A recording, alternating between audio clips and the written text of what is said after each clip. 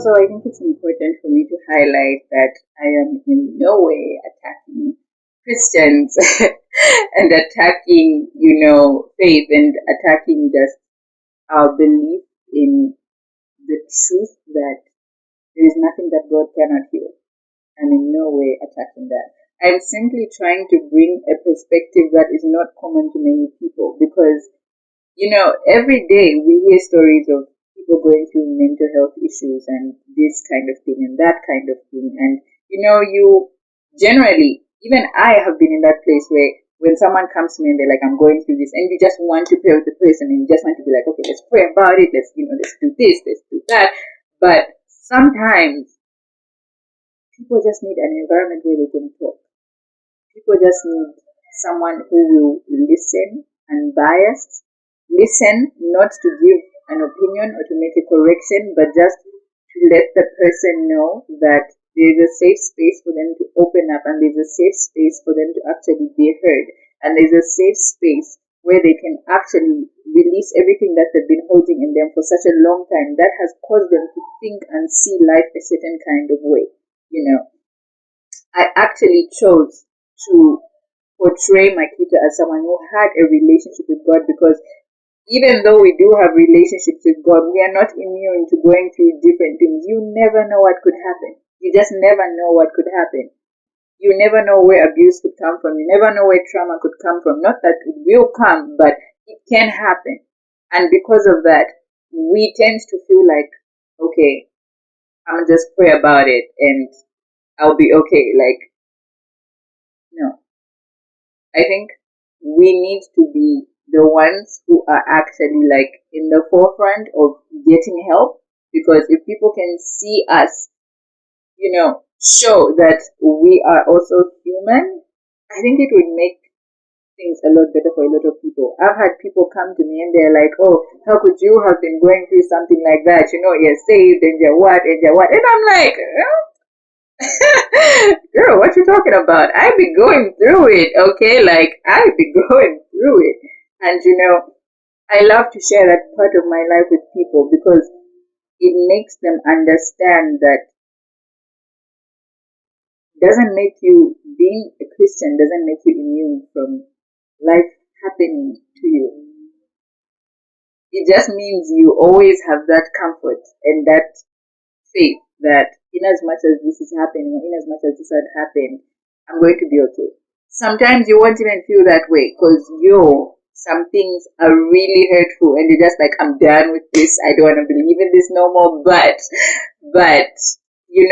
eventually God just has a way of snatching us right back. He's like, okay, done with your little tantrum. Come back. And you heal and you feel better. And, that's just everything I was trying to bring out with this book.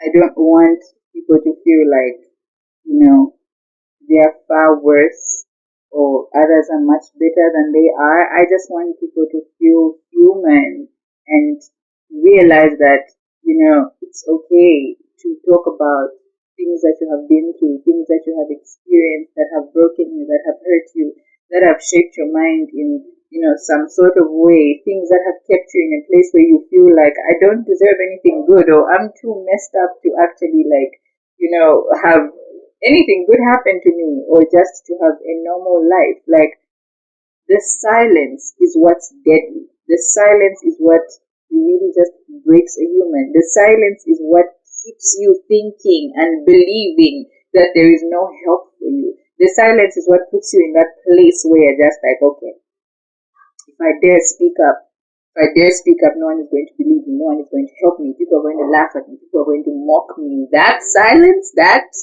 liar called silence is what we're trying to fight. And it's what I'm hoping this book gets you to see. And that's why in the end,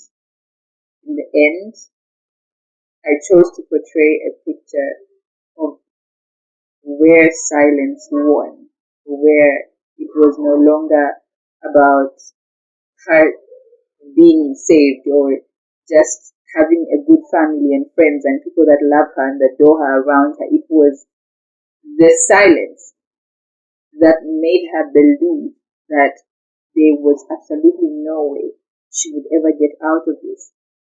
And in the end, she chooses to take her own life because she believes that the silence is right, that she'll never get help, that she'll never recover from this, that she'll never be healed, that she'll never be normal, that she'll never be loved, she'll never be accepted. That is everything that silence voiced to her, that she chose to believe until she just couldn't take it. And so, in closing, I know this has been like a really long video. It was genuinely not supposed to be this long, but hey, I had to bring it out there.